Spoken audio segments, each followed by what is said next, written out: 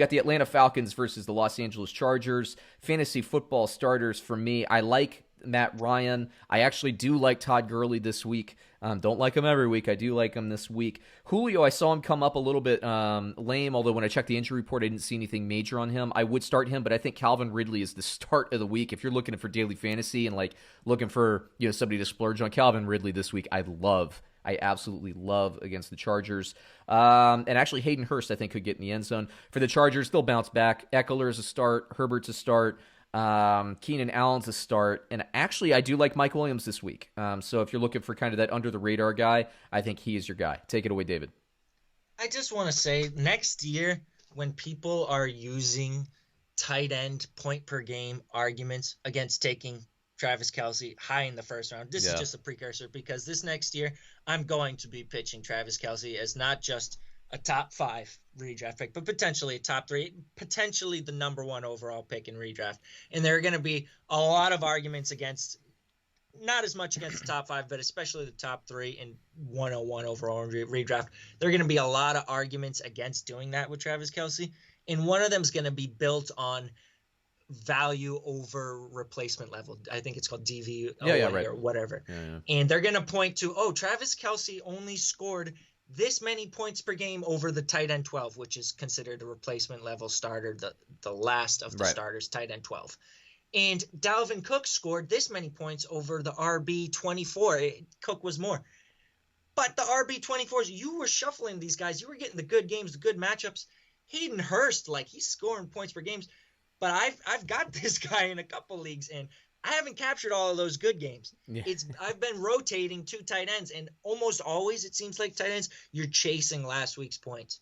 You feel like you got to play the guy who played well last week, and then you put him into the lineup, and you get these 1-for-9 games. Yeah. You take him out of the lineup, you put in another guy who does dud, and then Hayden Hurst will score 14 points on your bench. So don't just fall into these tight end points per game arguments, because it's not all about the points per game. It's how many of those points you're actually capturing in your starting lineup. So Fantasy Football Almanac, link below if you're curious about it. Fantasy Football Almanac, I really like what Bob Lung does in his consistency guide. Bob Lung's consistency guide.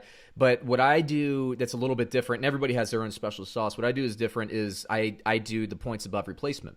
And then I do a lot more stuff about draft tactics. And I've come around to I mean, you and me and our talks and everything, I agree with you. I mean, tight end is undervalued in the top rounds of the draft. I personally wouldn't do that. My recommendation next year won't Waller in the third? Huh? Waller in the third? Maybe. But no, I'm not saying that. What I would do, though, I wouldn't draft him in the top 3. Kelce. What I would do is say... if you're in there in a redraft league, generally you can find somebody to trade with. Trade down to the 8, and Kelce will be sitting there for you, most likely, and take him, and then take your best running back on the swing. And I do agree with that. If you have a late first rounder, given what we've done, I mean, I got Aaron Jones, on the swing a bunch of times. A lot of people did this year because for some reason people were fading Aaron Jones. If you got tight end taken care of, and then you could have had your pick between like a Josh Jacobs. Sometimes a Derek freaking Henry was falling that far. If you draft super early, like in May, he was falling in the second round. You're like, what the hell is going on? But it was happening. So like, if you do that, take your tight end, get that specifically Kittle or Kelce. I'm good with that. But I don't think I would take him in the top there because that has such a trade value.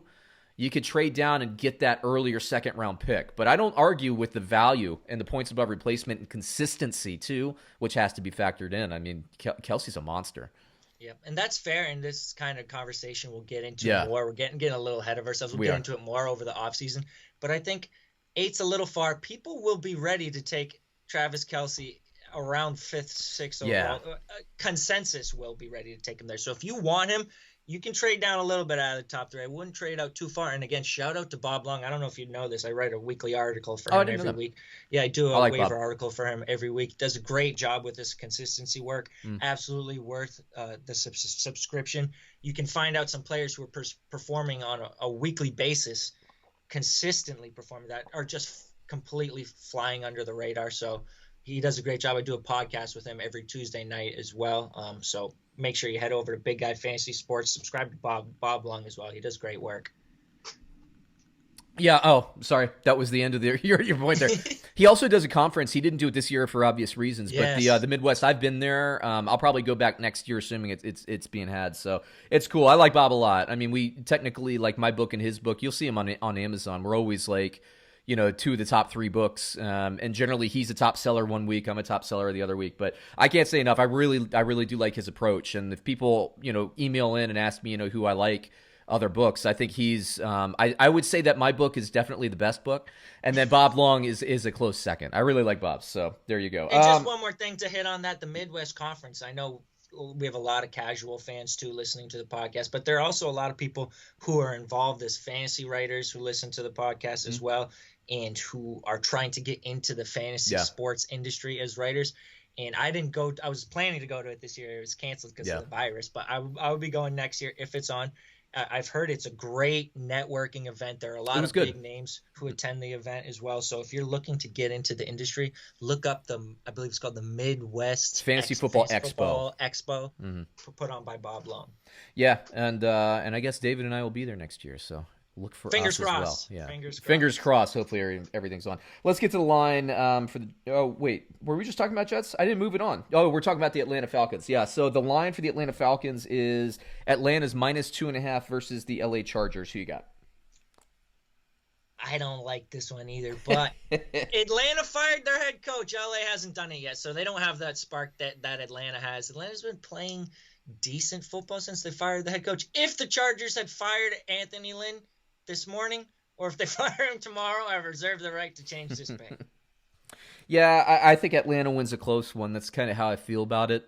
I stay away from it. If I'm going to pick one, I'm going to pick the Chargers to cover the spread. Like, I have Atlanta winning 28-27, so I guess I'll take the points. But I don't like it. I don't like the value. Next game, we